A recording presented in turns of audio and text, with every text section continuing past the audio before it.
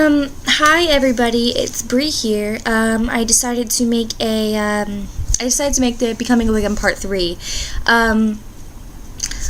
I just did, again, in the previous video I had problems 8 times trying to get my video to start. I did it again, and I was 7 minutes into my video, about to start in a whole nother subject, and it just quit on me, and I had so much information in that. So, anyways, this is Becoming a Wiccan Part 3. Hopefully my webcam does not go off and disconnect. So anyways, in this video I will discuss everything that you need to begin your Wiccan, and basically getting onto your Wiccan path if you choose to be a Wiccan.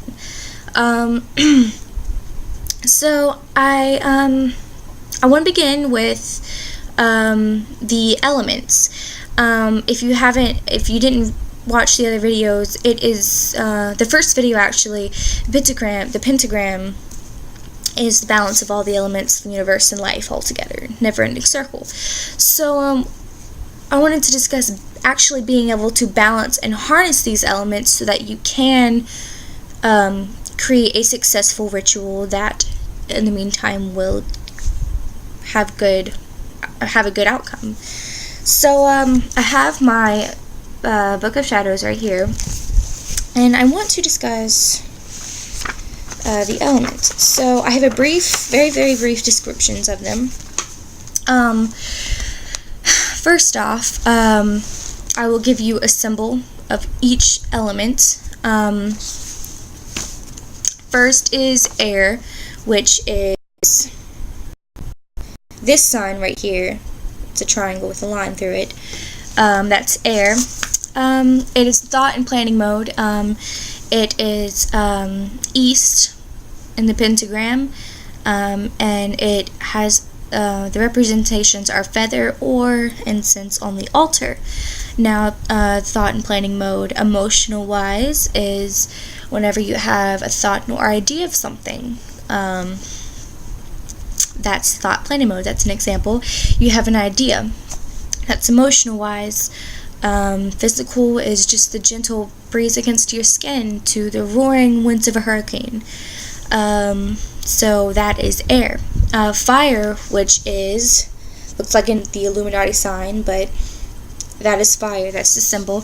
It is passion and enthusiasm. Kate West once said that without passion, life would be flat. So,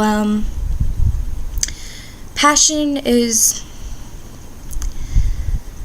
a very beautiful thing. Personally, my astrological element is fire, so yes. It is south in the pentagram. It is represented by a candle or a crystal on the altar, usually mainly a red candle, and it is from a busting and erupting volcano to just a simple flame on a candle.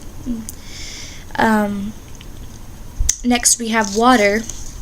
This is water, an upside down triangle. It is emotions. It is the hydration of your soul. It is mainly represented by the heart, because your heart is all the emotions. So it is represented by west on the pentagram. The chalice or a shell on the altar. It is from the gentle stream in the woods to a huge chaotic tsunami.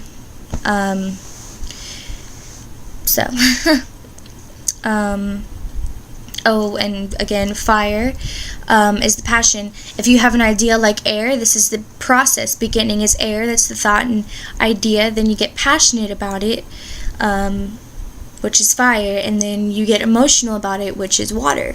This is the process. And last but not least, it is earth. Earth is, I don't know how to do this. Okay, yeah. It's a line with, yeah, it's something like that. So, Yeah, it's an upside down triangle with a line through it.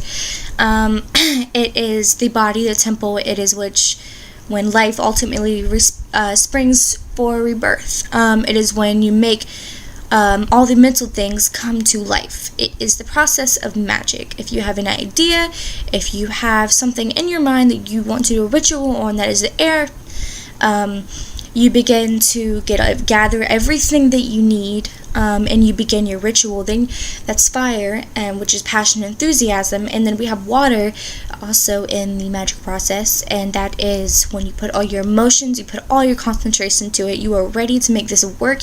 You want a great outcome. That is emotion. That is water. And then earth is when you put it out into manifestation and you make it happen in real life. So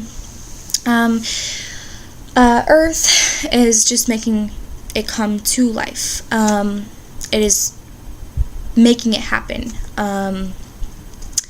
It is basically the temple, your body. If you're not, it's like taking care of a garden. If you don't give your garden the nutrition, the soil, or like you can't plant, I don't know, corn in the desert. I mean, that's not going to work. You have to have the soil, you have to have the water. I mean, so earth is represented by the north, which is the point of power, and it is represented by salt or rock on the altar. All life around you.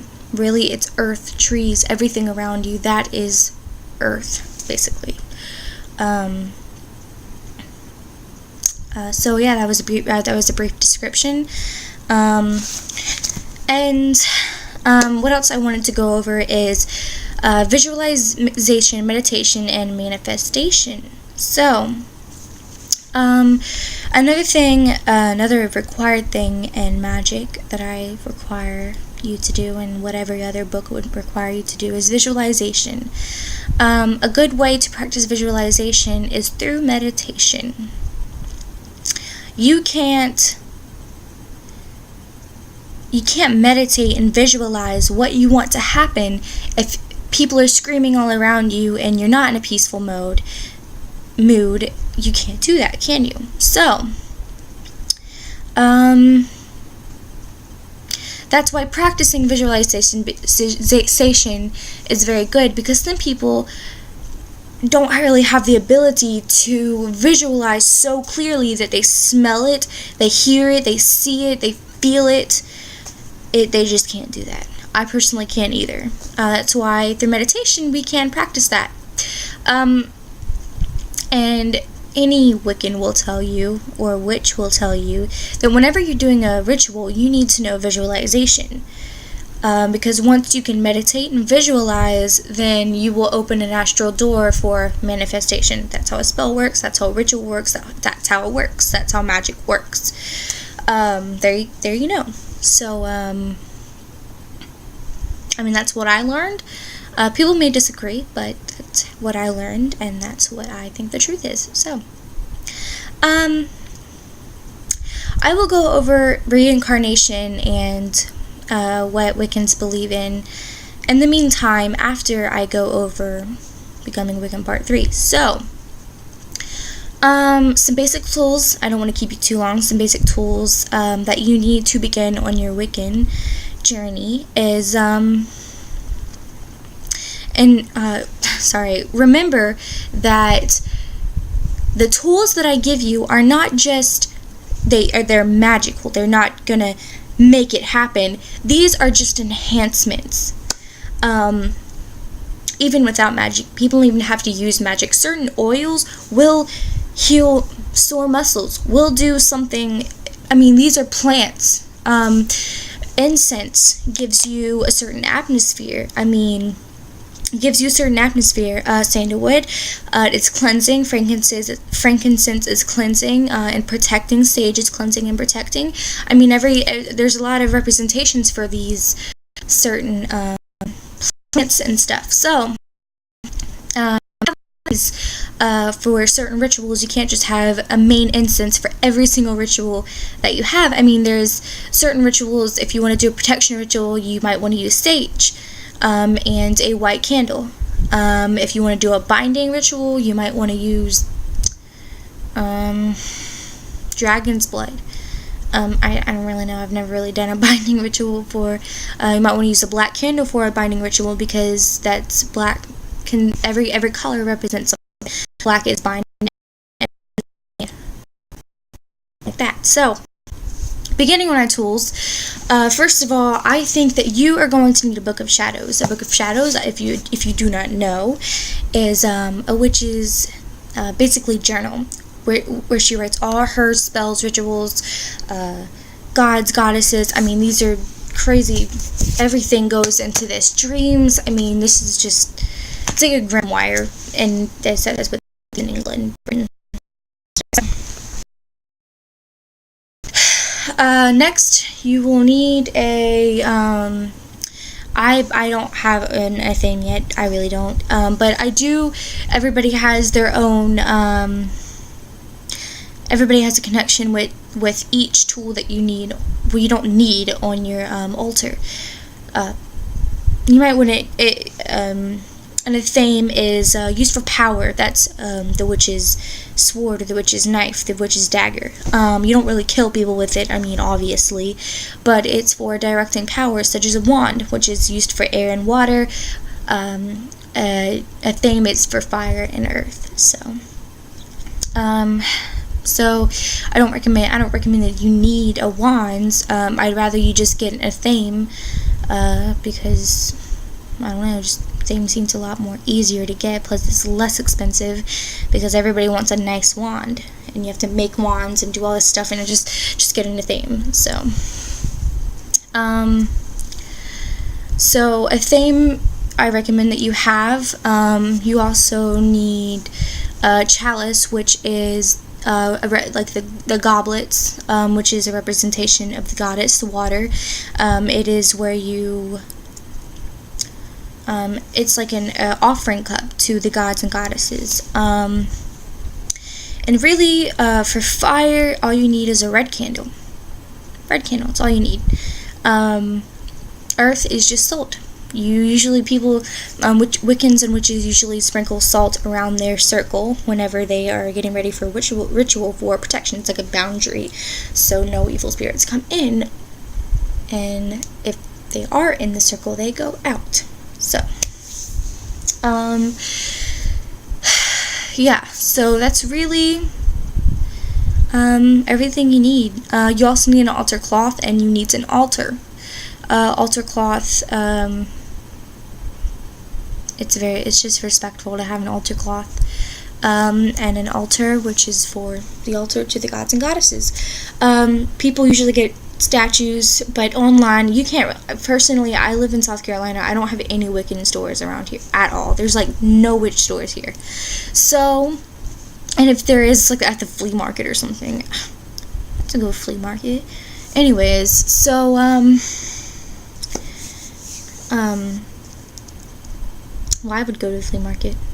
Anyways, so if you need, just print out a picture of your god and goddess. I will go over god and goddesses later in my other videos, not right now, but I don't want to keep you too long. I said that like 5 minutes ago, but anyways, so those are the tools that you are going to need. I mean, that's all really that you need to know for now, becoming a Wiccan. You need to balance and harness the elements. You need to experience those elements. You need to practice visualization through meditation, and whenever you master that, you can begin, you can begin your spell work anytime, but it's best that you learn those things so that you can open an astral door for manifestation. So, that is all that I have to say. So, I love you guys. Comment, subscribe, and request that you need, message me on my email or on Psalm. So yeah, I love you guys, and and bye-bye.